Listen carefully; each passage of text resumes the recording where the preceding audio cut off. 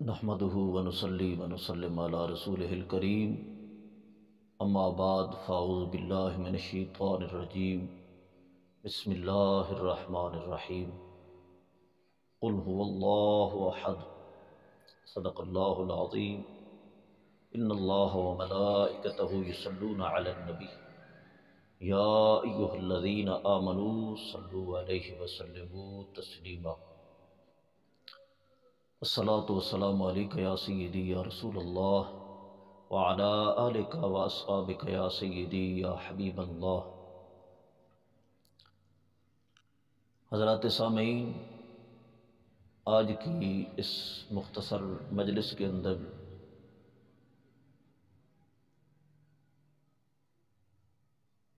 بابا جمہوریت کے میلے پر اسلام اور اہل اسلام کے خلاف کیے گئے بکواسات کے جوابات کے سلسلہ میں تیسری قسط پیش کر رہے ہیں۔ پہلے دو قسطیں ہم جواب کے سلسلہ میں پیش کر چکے ہیں۔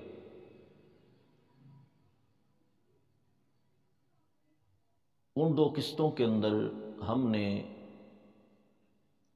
اشارہ دیا تھا کہ فلاں مداریے نے یہ باتیں کی ہیں۔ در حقیقت ہم اس مداری کو منہ لگانا نہیں چاہتے تھے۔ وہ انتہائی علم سے کورا شخص ہے،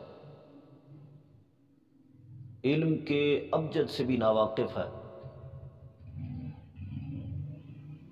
وہ اس قابل نہ تھا کہ ہم اس کا ذکر کرتے اور اس کی بکواسات کا ہم جواب دیتے، لیکن چونکہ ایک بہت بڑے میلے کے اندر اس نے یہ فریادیں کی ہیں تو اس میلے کو دیکھتے ہوئے ہم جواب پیش کر رہے ہیں، وگرنہ وہ مداری جو ہے اس کو دنیا جانتی ہے کہ اس کو تو علم کی ہوا تک نہیں لگی، بس مداریہ تھا، اپنے بے روپی رنگ میں کرتب دکھاتا تھا۔ ایک دن ٹوکا اٹھایا اور اپنا کرتب دکھاتے دکھاتے ممبر پہ آن بیٹھا، تو چونکہ قوم فلمیں ڈرامے دیکھنے کی عادی تھی، انہوں نے دیکھا کہ نئی چیز آ گئی ہے، تو سب نے بڑی ٹکا ٹکا کر نگاہیں جمائی اور دیکھنے لگے کہ یہ کیا چیز آ گئی ہے۔ اس طرح اس مداری کی مشہوری ہو گئی، ٹوکے کے ذریعے مشہوری ہوئی۔ باقی وہ علم سے انتہائی دور شخص ہے، علم سے انتہائی کورا ہے۔ یہاں پر ہم اس کی علمی حیثیت اور اس کے علمی مقام کو واضح کرنے کے لیے چند مثالیں پیش کرتے ہیں حضرت کے علم کی، تاکہ اس کا علم عوام پر بالکل واضح ہو جائے۔ ابھی پچھلے دنوں مجھے اس کا کسی نے کلپ پیش کیا کہ ایک وہابی نے اس مداری سے، چونکہ اب یہ مداری تھا تو لوگوں نے تو بہت بڑی چیز اس کو سمجھ لیا، مسئلہ پوچھا کہ جمعہ کے بعد یہ جو نظم تم سنی پڑھتے ہو مصطفیٰ جان رحمت پہ لاکھوں سلام، یہ نظم ان الفاظ کے ساتھ جمعہ کے بعد کھڑے ہو کر پڑھنا کیا صحابہ سے ثابت ہے؟ وہ کہتا جی ثابت ہے، صحابہ کرام جمعہ کے بعد کھڑے ہو کر یہ نظم پڑھا کرتے تھے۔ حالانکہ ہر شخص جانتا ہے کہ یہ نظم مصطفیٰ جان رحمت پہ لاکھوں سلام امام اہل سنت فاضل بریلوی نے لکھی ہے۔ اب اگر جواب دینا تھا تو یہ کہتا کہ یہ نظم ہے، یہ بھی درود شریف ہے، اردو نظم کے اندر یہ بھی درود شریف ہے، حضور اکرم صلی اللہ تعالی علیہ وسلم کی ثنا ہے، اور صحابہ کرام عربی میں کرتے تھے۔ اس طرح اگر جواب دیتا، یہ کہتا ہے کہ یہ نظم صحابہ کرام جمعہ کے بعد کھڑے ہو کر پڑھا کرتے تھے، اس نے کہا دلیل دیجیے، اور کہتا ہے کہ جی میں دلیل کیا ہے، میں یوسف رضوی کہہ رہا ہوں۔ اس نے دوبارہ پوچھا حضرت جی بتائیے دلیل کیا ہے، کہتا ہے یوسف رضوی کہہ رہا ہے۔ اس نے کہا جی بتائیے، آپ نے کہا کہ صحابہ کرام جمعہ کے بعد کھڑے ہو کر یہ نظم پڑھا کرتے تھے، اس کی دلیل تو کہیں حدیث میں ہوگی، کسی حدیث میں آیا ہوگا کہ صحابہ کرام کھڑے ہو کر جمعہ کے بعد یہ نظم پڑھا کرتے تھے، آپ اس کے بارے میں کیسے حجت بن سکتے ہیں؟ یعنی فقط آپ کے کہنے سے تو وہ ثابت نہیں ہوگا۔ کہتا جی میں حجت بن سکتا ہوں، قرآن پیش کرتا ہوں۔ قرآن پاک کے اندر آیا صراط الذین انعمت علیہم، ان لوگوں کے رستے پر چلو، ان لوگوں کے طریق پر چلو جن پر اللہ تعالیٰ نے انعام کیا۔ تو کہتا ہے اللہ تعالیٰ کے انعام یافتہ نیک لوگوں میں سے میں بھی ہوں، تو لہذا میں حجت ہوں۔ اس نے کہا آپ نے دعویٰ یہ کیا کہ صحابہ کرام جمعہ کے بعد کھڑے ہو کر یہ نظم پڑھا کرتے تھے، اردو والی یہ نظم پڑھا کرتے تھے، آپ کا دعویٰ تو یہ ہے۔ اب اس کے لیے آپ کیسے حجت بن سکتے ہیں؟ وہ تو حدیث کے اندر آیا ہوگا نا صحابہ کرام یہ نظم پڑھا کرتے تھے۔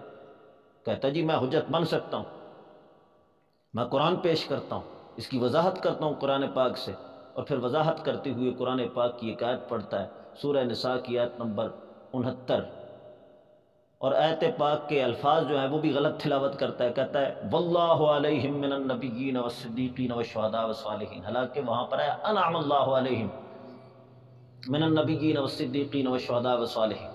تو کہتا ہے کہ اللہ تعالیٰ نے جن پر انعام فرمایا وہ اللہ تعالیٰ کے نبی ہیں، شہید ہیں، صالحین ہیں۔ تو جن پر اللہ تعالیٰ نے انعام فرمایا وہ صالحین بھی ہیں، تو چونکہ میں بھی ایک صالح اور نیک پارسا بندہ ہوں تو لہٰذا میں بھی حجت ہوں۔ اب اس نے پوچھا کہ حضرت جی آپ نے کہا تھا کہ صحابہ کرام جمعہ کے بعد کھڑے ہو کر یہ نظم پڑھا کرتے تھے، آپ کا دعویٰ تو تھا یہ۔ اب اس کے متعلق اگر آپ کوئی ثبوت پیش کرو گے تو وہ تو حدیث میں آیا ہوگا۔ یہ آگے سے اس کو بہن کی انتہائی غلیظ گالی دیتا ہے۔ اس نے کہا جی ابھی تو آپ کہہ رہے تھے کہ میں نیک اور پارسا بندہ ہوں، اور ابھی گالیاں دے رہے ہو۔ اس نے کہا جا تو قرآن پاک کا انکار کر رہا ہے، تو کافر ہو گیا، تو مرتد ہو گیا۔ دلیل خود نہیں دے سکا، جواب خود نہیں دے سکا، اور اس کو کہتا ہے تو کافر ہو گیا، تو مرتد ہو گیا، تو نے قرآن کا انکار کر دیا۔ یہ کلپ سنیے جی۔ نماز ہے میں کہ نہیں وہ بیا مسئلہ ہے، ہاں بیا مسئلہ ہے، درود دے متعلق ہے ٹھیک۔ اے جمعے دے بعد جڑا درود شریف پڑھتے ہیں اپاں، اے جڑا جان رحمت پہ لاکھوں سلام، اے جڑا نا صحابہ دے دور تو چلے آندے یا بعد اس کے نے پڑھے؟ صحابہ دے دور، یہ جان رحمت پہ لاکھوں سلام ہے، صحابہ کرام جمعے دے بعد پڑھتے ہیں جی؟ کھڑے تھی اور کیا حوالہ ہیندا کوئی؟ یوسف رضوی زیادہ جی، یوسف رضوی زیادہ جی، میں کہیں دا حوالہ کسا ہے؟ حوالہ یہ کتاب ہے یوسف رضوی زیادہ پہ، یوسف رضوی زیادہ پہ ویٹ میں کہ بھی جڑا دا حوالہ کیڑی کتاب ہے بھی حدیث کیڑی کتاب ہے؟ قرآن پاک دے وچ آندا ہے جی، اللہ فرماندا صراط الذین انعمت علیہم جی، ان لوکاں دے راہ چلو تے ان لوکاں والے کام کرو جی جنہاں تے اللہ تعالیٰ دا انعام ہے ٹھیک، جنہاں تے اللہ تعالیٰ دا انعام ہے انہاں وچ میں بھی ہے۔ تو ہے انہاں وچ میں تو حجت بن سکتا، دلیل بن سکتا دے واسطے؟ بالکل بننا، میں قرآن پاک کی آیت پڑھ کے تمہیں سمجھانا اللہ علیہم من النبیین والصدیقین یار والشہداء والصالحین، تساں آکھے نا وحسن اولئک رفیقا، تساں آکھے نا جڑے اللہ دے نیک بندے ہوندے نا، نیک بندے جی جی، انہاں دی جڑی گل ہوندی نا، انہاں جڑی بات فعل ہوندا حجت ہے جی، قرآن دی نص ہے، او قرآن دی نص تے دے میں پوچھدا پیا تساں آکھے نا صحابہ کرام پڑھدے ہن تے اے تے کہیں حدیث وچ ہو سی نا؟ میں تن قرآن سنان دیا تیری میں بہن یہ تن سمجھ نہیں آئی میری گل دی، دیکھا نا یہ تو آدھی میں نیک بندہ گالاں کی پڑھدا پیا، میں سمجھ آتی تو قرآن کا انکار کیتی ہے نا؟ میں الحمدللہ قرآن کا انکار نہیں کرتا پیا۔ تو بے ایمان ہو جا، بے ایمان میں کافر ہو جا تو۔ دیکھا نا تو گالاں نہ کڑ یار، مسئلہ دس مینوں، حدیث سنا، حدیث سنا دے کری جائے بھی صحابہ کرام پڑھتے ہیں زور دے بعد درود شریف اردو والا۔ ہیلو ہیلو، یہ اس مداریے کے علم کی ایک چھوٹی سی مثال تھی۔ ایک اور موقع پر اس مداری نے تقریر میں بڑے جوشیلے انداز کے اندر کہا کہ یزید کو امام اہل سنت فاضل بریلوی رضی اللہ تعالیٰ عنہ نے کافر لکھا ہے۔ امام اہل سنت نے یزید کو کافر لکھا، بڑے جوشیلے انداز میں اس نے کہا کہ اس کو کافر لکھا ہے۔ اب بعد میں انہوں نے پوچھا کہ امام اہل سنت نے کس مقام پر یزید کو کافر لکھا ہے، اس کا کوئی حوالہ پیش کریے۔ تو یہ کہتا ہے کہ امام اہل سنت نے فتاوی بہار شریعت میں لکھا ہے، حالانکہ اتنا جاہل شخص ہے کہ اس کو پتہ ہی نہیں ہے کہ بہار شریعت امام اہل سنت فاضل بریلوی کی کتاب نہیں ہے، یہ ان کے ایک خلیفے کی کتاب ہے۔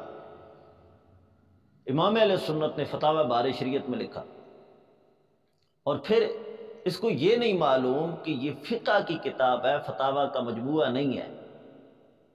یہ سنیے جی۔ تے او تسی حوالہ دیتا ہے کہ بھی اعلیٰ حضرت نے لکھیا ہے؟ نہیں اعلیٰ حضرت نہیں، کتاب بہار شریعت دو۔ اچھا، اسی طرح ایک اور مقام پر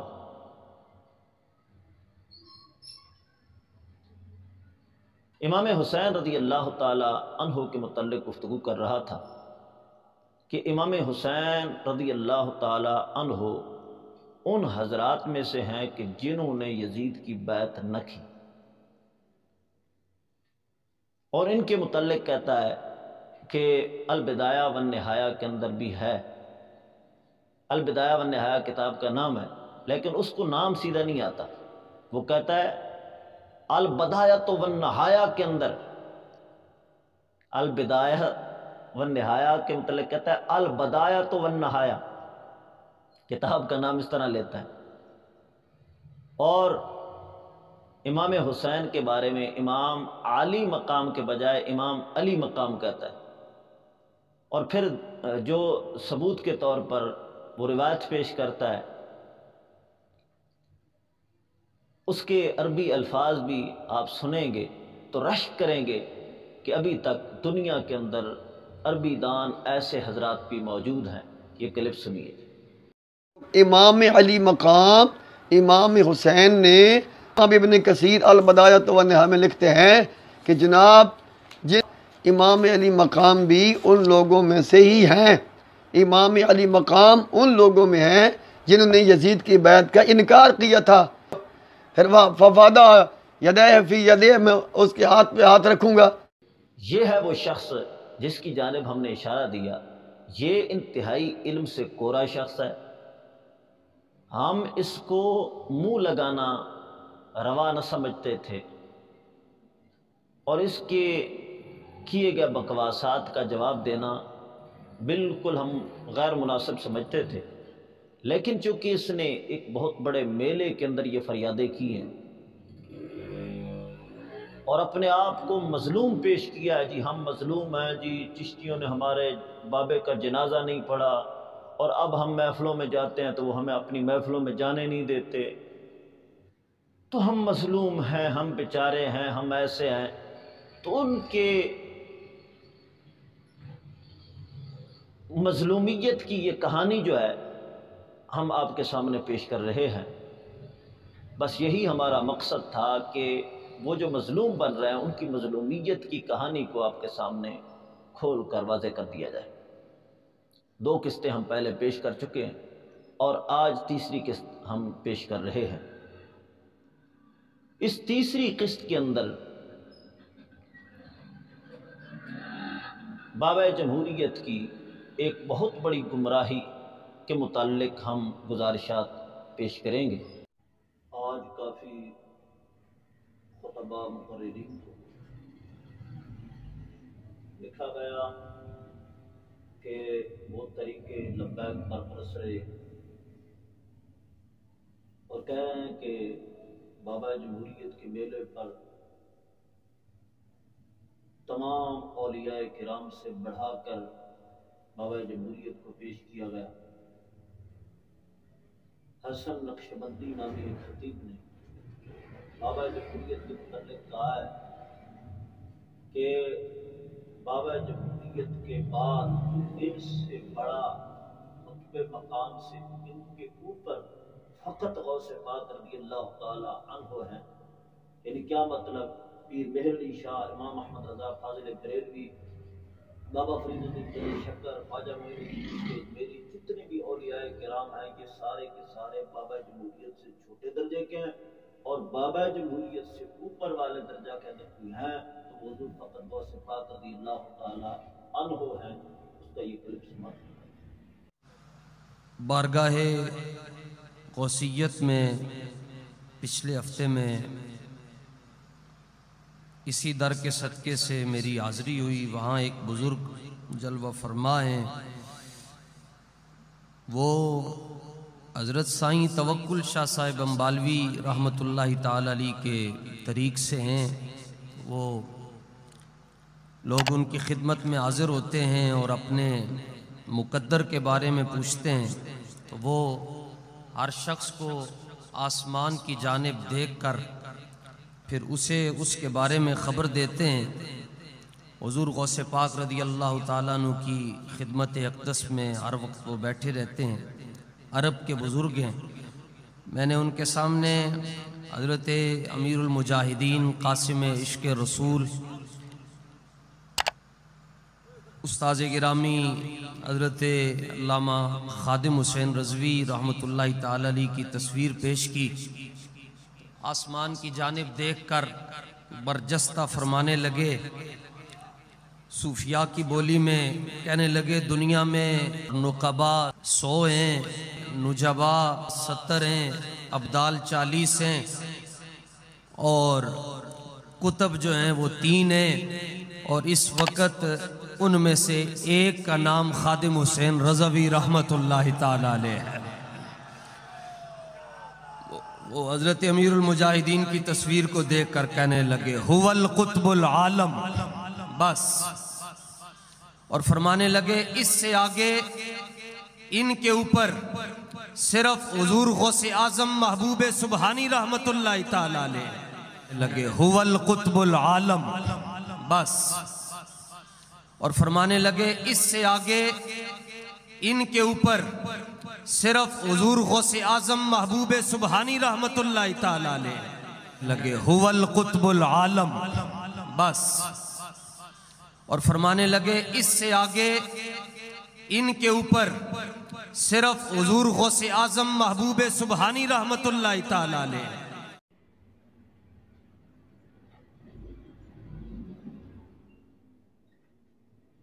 اس کلپ کے بعد کافی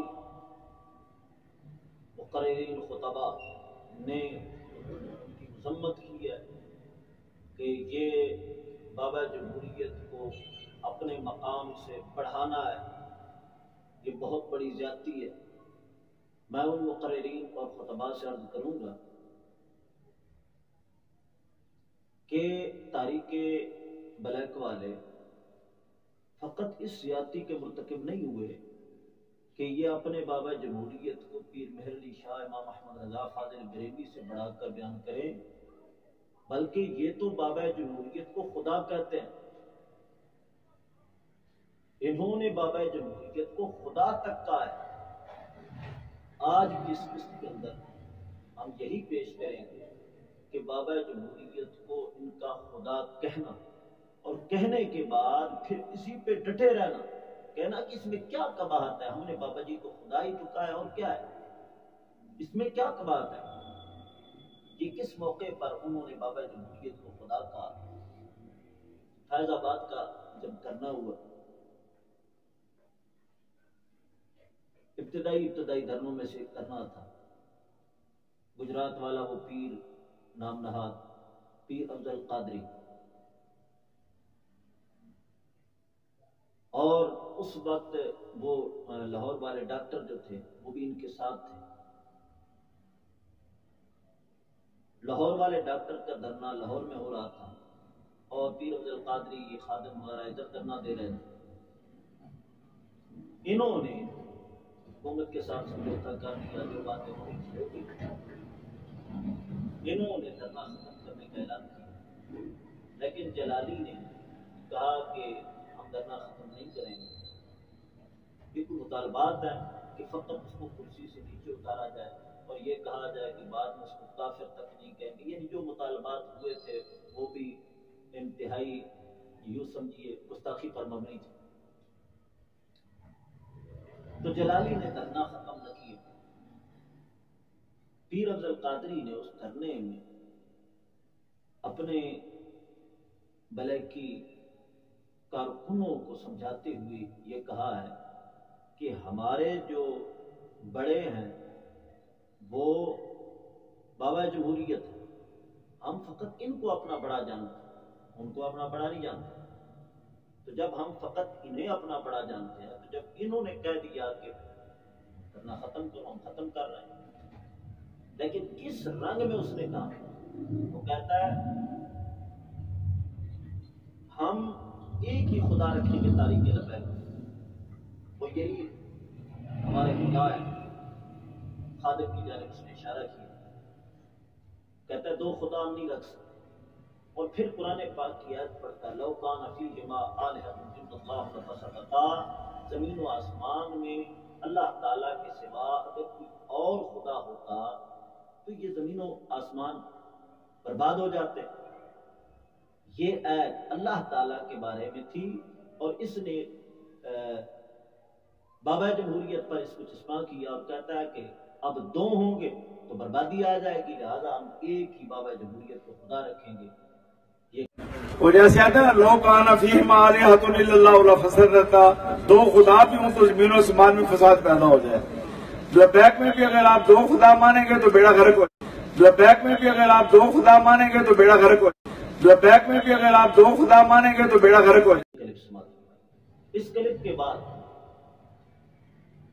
اس لاہور والے ڈاکٹر نے کہا اس میں بہت بڑی گستاخی ہے. ایک تو یہ کہ قرآن پاک کے اندر جو آیت آئی ہے لو کان فیہما آلہۃ الا اللہ لفسدتا، وہ اللہ تعالیٰ کے لیے تھی اور تم نے بندے پر چسپاں کی ہے. اس اعتبار سے بھی کفر لازم آتا ہے. دوسرا تم نے بابا جمہوریت کو خدا کہا ہے، یہ بھی کفر ہے، لہذا توبہ کرو. اس نے بارہا ان سے توبہ کا مطالبہ کیا.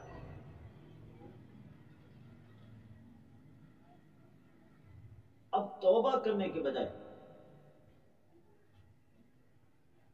یہ کہتے ہیں کہ ہم نے کیا ہی کیا ہے کہ ہم توبہ کریں. اور جلالی ہمارے ساتھ مناظرے کی باتیں کر رہا ہے. ہم مناظرہ کرنے کے لیے تیار ہیں، ہم مناظرہ کریں گے. یعنی توبہ کرنے کے بجائے کہتے ہیں کہ ہم نے کیا کیا کہ ہم توبہ کریں، ہم نے تو فقط بابے کو خدا کہا ہے. وہ کلپ کی سماعت کرنا ہے. اور جب یہ باتیں ان سے صادر ہوئی تو نہ فقط علماء اہل سنت نے، علماء حق نے، بلکہ خود ان کی تنظیم کے جو پہلے امیر تھے ڈاکٹر اشرف، انہوں نے بھی ان پر کفر کا فتویٰ لگایا اور کہا کہ اس حالت میں یہ مر جائیں تو ہم ان کا جنازہ نہیں پڑھیں. ان کے نکاح ختم ہو گئے، ان کے جنازے ختم ہو گئے. یہ توبہ کریں، تجدید ایمان کریں، اپنے نئے سرے سے نکاح کریں، تب ان کے جنازے درست ہوں گے. میں کب سے چیخ چلا رہا ہوں کہ جنازوں کا معاملہ ہے. اگر یہ باب فیض آباد میں جنہوں نے ایک نے دوسرے کو خدا کہا، دوسرے نے قبول کیا، اگر یہ یوں ہی مر گئے تو ان کا جنازہ کون پڑے گا؟ فتاوی رضویہ میں تو یہ ایسا بندہ مرتد ہو جاتا، اس کے پیچھے جماعت نہیں ہوتی، اس کا نکاح تجدید کرنی پڑتی ہے اس کی. میرے پاس سینکڑوں دلیلیں ہیں. تو شکر ہوا کہ بلا مفتی صاحب بول پڑے. پہلے تو ذرا اپنے بھائی کے نکاح کی تو بات کر لیں، ان کا جنازہ تو صحیح کروا لیں. کوئی پتہ نہیں کسی وقت فوت ہو جائیں تو بول پڑے ہو حضرت. تو میرے پاس دلائل ہیں، مجھے بلا لو جہاں بلانا ہے. یہ میں حیران ہوں. اب یہ جو میرا رجوع اور یہ کہہ کے ہو حق پر رجوع کرو، تو جو کفر ہوا وہاں کیوں نہیں کوئی بولا؟ اور وہاں رجوع کروانے والی، وہاں ان کے استاذ بھی ان سے نہیں کہہ رہے اور مفتی اعظم بھی نہیں بول رہے. تو کیا غیر خدا کو خدا کہنے پر رب ناراض نہیں ہوتا؟ تو کیا ہم رب کے سامنے جواب دہ نہیں ہیں؟ یہ بڑا مقام اہل بیت اطہار علیہم رضوان کا، مگر اللہ کا مقام تو اللہ کا مقام ہے. ان کا ایک بابا دوسرے بابے کو خدا کہہ رہا ہے، وہ خدا کہہ رہا ہے اور یہ اس پر راضی ہو رہا ہے۔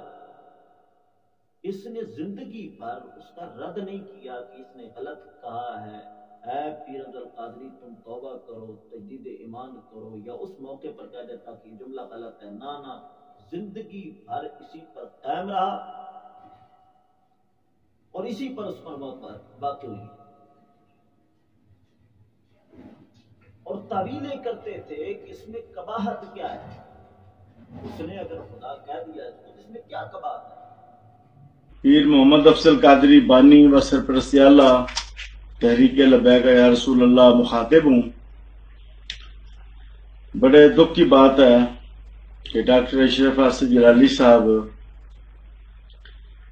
بڑی عجیب و غریب باتیں کر رہے ہیں۔ مناظرہ کا چیلنج انہوں نے کیا ہے اس بات پر کہ میں نے کہا کہ اگر دو خدا ہوں گے تو تباہی ہو جائے گی، اگر تم دو خدا بناؤ گے لبیک میں تو تباہی ہو جائے گی۔ تو انہوں نے کہا جی کہ اس سے لزوم کفر آیا اور مناظرہ کا چیلنج بار بار کر رہے ہیں، بڑے دکھ کی بات ہے۔ تو ڈاکٹر صاحب کو اگر مناظرہ کا چیلنج ہے، شوق ہے، تو میں مفتی مجیب الرحمان صاحب جو تنظیم المدارس کے صدر ہیں اور صاحبزادہ عبد المصطفیٰ زاہدی جو ناظم اللہ ہیں اور سید اسیر الدین شاہ صاحب جو سرپرست اعلیٰ ہیں، یہ تین ثالث بنا لیں اور جب چاہیں ڈاکٹر صاحب مناظرہ کر لیں، میں مناظرہ کروں گا۔ اور ڈاکٹر صاحب بھی تنظیم المدارس کے عملہ کے رکن ہیں اور میں بھی تنظیم المدارس میں شامل ہوں، تو تنظیم المدارس کے تین بزرگ میں نے ثالث بنائے ہیں۔ ڈاکٹر صاحب جب چاہیں جس وقت چاہیں۔ اور کہا کہ خدا کئی معنی میں استعمال ہوتا ہے، خدا کا لفظ کئی معنی کے اندر استعمال ہوتا ہے۔ خدا کا معنی یہ بھی ہوتا ہے، خدا کا معنی یہ بھی ہوتا ہے، خدا کا معنی یہ بھی ہوتا ہے، لیکن میں عرض کروں گا واضح لفظ سے اس کا ظاہری معنی ہی سمجھا جاتا ہے، اور اس ظاہری معنی کے برخلاف اگر کوئی دور کا معنی مراد لینے کا دعویٰ کرے تو وہ دعویٰ قابل سماعت نہیں ہوتا۔ ہمارے فقہائے کرام نے فرمایا، جس طرح کی فتاوی ہے تطارخانیہ کے اندر ہے، فتاوی ہندیہ کے اندر ہے، وَلَوْ قَالَ مَنْ خُدَائِمْ عَلَى وَجْهِ الْمَضَاحِ، یعنی خود آئم فقط کفر قضا فی تطارخانیہ۔ عالمگیری کے اندر ہے کہ اگر کسی نے کہا کہ من خدائم، پھر کہتا ہے کہ من خدائم سے میں معنی مراد لے رہا ہوں کہ من خود آئم، میں خود آیا ہوں، یعنی اس طرح کا معنی مراد لیتا ہے، تو فرمایا کہ اس کا معنی نہیں سنا جائے گا، فقط کفر، وہ کافر ہو گیا، کیونکہ صریح لفظ بول کر تعویل قابل سماعت نہیں ہوتی۔ اسی طرح اگر کوئی شخص کہتا ہے انا نبی ہوں، میں نبی ہوں، اب نبی کا لغوی معنی ہے خبریں دینے والا، نبا یم و نبا وہ نبی، صفت مشبہ کا صیغہ ہے، نبی کا معنی ہے خبریں دینے والا۔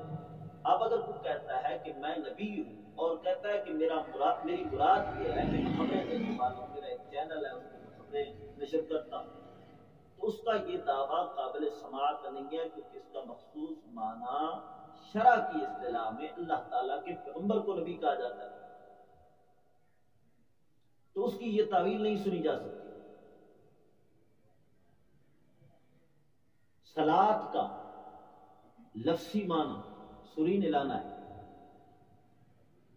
لیکن شرع کی اصطلاح میں مخصوص طریقے کے ساتھ اللہ تعالیٰ کی عبادت کرنے کا نام صلاۃ ہے۔ اب اگر کوئی کہتا ہے کہ اقیم الصلاۃ، اس کا معنی کرتا ہے ڈانس کرو، تو اس کی یہ بکواس قابل سماعت نہیں ہوگی اور اس کو نہیں مانا جائے گا، کیونکہ شرع پاک کے اندر صلاۃ کا معنی ڈانس کرنا نہیں ہے۔ شرع کی اصطلاح میں صلاۃ کا معنی مخصوص طریقے سے اللہ تعالیٰ کی عبادت کرنا ہے۔ اسی طرح لفظ طلاق، طلاق کا معنی آزادی ہوتا ہے۔ اب اگر کوئی اپنی بیوی کو کہتا ہے تجھے طلاق کہتا ہے، اور پھر کہتا ہے کہ اس سے میری مراد یہ ہے کہ تو آزاد ہے، چاہے میکے جائے، اپنے بھائیوں کو ملنے کے لیے جائے، ادھر ادھر جائے، تجھے روکوں گا نہیں، طلاق سے میری یہ مراد ہے، اس کی یہ مراد نہیں مانی جائے گی، یہ قابل سماعت نہیں ہوگی، کیونکہ طلاق سے جو شرع پاک کے اندر مشہور و معروف معنی ہے وہ یہ ہے کہ نکاح ختم، تو لہذا اس کو ادھر ہی رکھا جائے گا اور اس کی وہ باطل تعویل نہیں سنی جائے گی۔ تو جس طرح واضح لفظوں میں یہاں پر تعویل نہیں سنی جا رہی، اسی طرح وہاں پر آپ کا یہ کہنا کہ یہ خدا ہے پھر تعویل کرنا، یہ تعویل قابل سماعت نہیں ہوگی۔ علماء کرام نے لکھا کہ صریح لفظ کے اندر تعویل نہیں چلتی، اور اگر آپ کہیں کہ تعویل چل سکتی ہے تو میں کہوں گا کہ پھر مرزائیوں کو کافر کیوں کہتے ہیں؟ مرزائیوں نے بھی تو تعویل کی تھی، وہ تعویلیں کرتے تھے، وہ کہتے تھے کہ ہم نبی ہیں۔ جب ان سے کہا گیا کہ حضور اکرم صلی اللہ تعالی علیہ وسلم آخری نبی ہے، ان کے بعد کوئی نبی نہیں آ سکتا،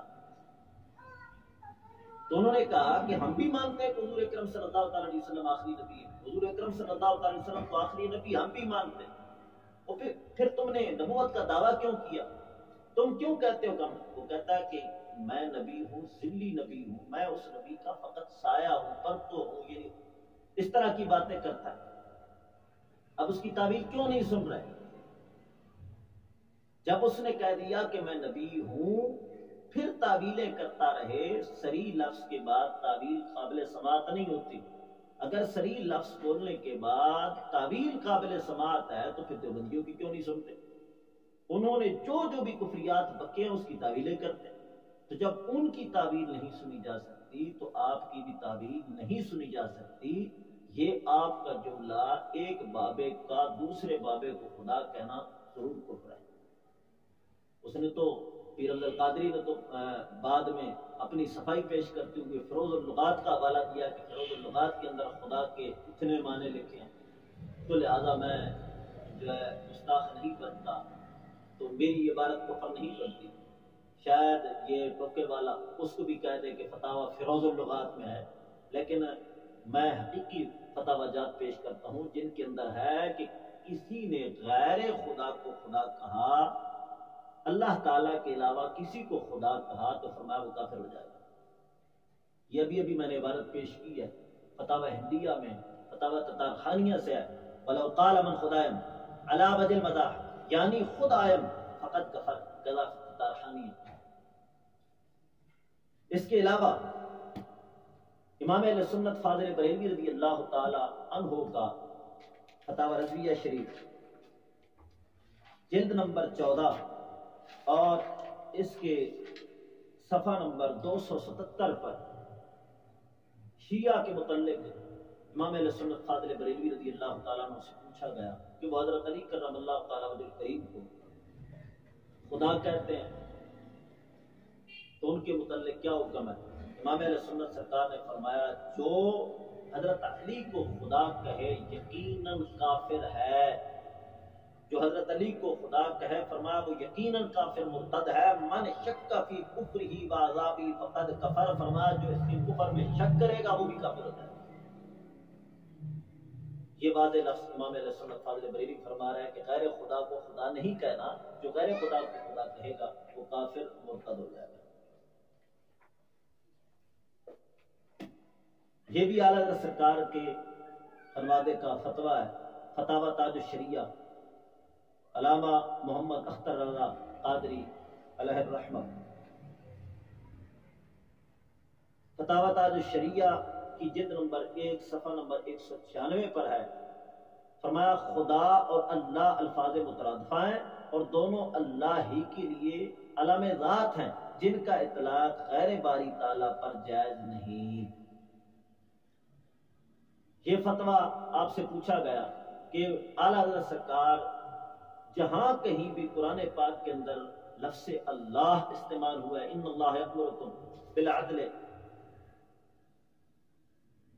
اعوذ باللہ، ھذا من عند اللہ، اس طرح جہاں کہیں بھی لفظ اللہ استعمال ہوا ہے امام اہل سنت فاضل بریلوی اس کا ترجمہ خدا کرتے ہیں، حالانکہ لفظ اللہ کا ترجمہ خدا کرنا یہ یہ کیسے درست ہو سکتا ہے؟ یہ سوال ہوا تو آپ نے فرمایا کہ خدا اور اللہ یہ الفاظ مترادفہ ہیں، تو خدا کا اللہ کا ترجمہ خدا کے ساتھ کرنا یہ درست اللہ کا اس میں مخصوص ہے، غیر پر اس کا اطلاق جائز نہیں ہے۔ یہ ہے فتاوی شارح بخاری، علامہ شریف الحق امجدی رحمہ اللہ کا فتویٰ جلد اول ہے اور صفحہ نمبر 177 پر آپ سے سوال ہوا کہ ایک مستان ہے جو ایک ولی کو خدا کہتا ہے، اس کے متعلق کیا حکم ہے کہ وہ ایک ولی کو خدا کہتا ہے؟ تو آپ نے فرمایا یہ مستان جو ایک ولی کو خدا کہتا ہے کافر مشرک اسلام سے خارج ہے، یہ بھی اور جو لوگ بھی اس کی کفری قول میں اس کی تصدیق کرتے ہوں ان سب لوگوں کے تمام اعمال حسنہ غارت ہو گئے، ان سب کی بیویاں ان سب کے نکاح سے نکل گئی، ان سب پر فرض ہے کہ فوراً بلا تاخیر اس کلمہ کفر سے توبہ کریں، پھر سے کلمہ پڑھ کر مسلمان ہو اور اپنی بیویوں سے نئے مہر کے ساتھ پھر سے نکاح کریں۔ اگر یہ لوگ اس کفری شرکی عقیدے سے توبہ کر کے پھر سے مسلمان ہو جائیں تو فبہا، ورنہ مسلمانوں پر فرض ہے کہ ان لوگوں سے مکمل طور پر مقاطعہ کر لیں، اور اگر اسی حالت میں مر جائیں تو ان کے کفن دفن میں ہرگز شریک نہ ہوں، نہ ہی ان کے جنازے کی نماز پڑھیں۔ یہ علامہ شریف الحق امجدی کہہ رہے ہیں کہ اگر یہ ایک دوسرا اس پر راضی ہو رہا ہے، اگر یہ اسی حالت میں مر جائیں تو ان کے کفن دفن میں شریک نہیں ہونا، یہی تو بات ہم نے کی تھی۔ اور پھر آگے صفحہ نمبر 182 اور 183 پر اسی مستان کے متعلق پوچھا گیا کہ وہ ایک ولی کو خدا کہتا ہے، تو آپ نے فرمایا یہ مستان جس نے سیف اللہ صاحب کو خدا کا، وہ اسلام سے خارج ہو کر کافر مشرک مرتد ہو گیا، اس نے قرآن مجید کی سینکڑوں آیات کا انکار کیا۔ اس طرح جو لوگ مستان کے منہ سے وہ جملہ سن کر یہ یقینی طور پر کسی بھی ذریعہ سے جاننے کے بعد کہ وہ ایک ولی کو خدا کہتا ہے اس کو مسلمان سمجھتے ہیں، کافر نہیں کہتے، وہ لوگ بھی کافر اور مرتد ہیں۔ ان سب لوگوں کے اعمال حسنہ غارت ہو گئے، ان سب کی بیویاں ان کے نکاح سے نکل گئی، اگر وہ کسی پیر سے مرید تھے تو بیعت فسخ ہو گئی۔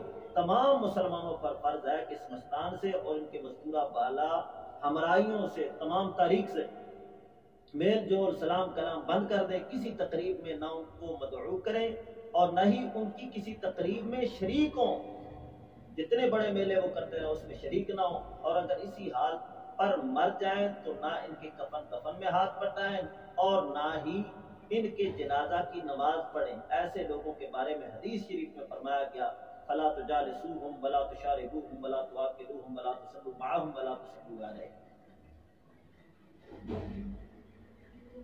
یہ تھے فتاوی جات، اس کے علاوہ بے شمار فتاوی جات ہیں جن کے اندر یہ بات لکھی ہے کہ غیر خدا کو خدا کہنا یہ کفر ہے اور کہنے والا کافر ہو جاتا ہے۔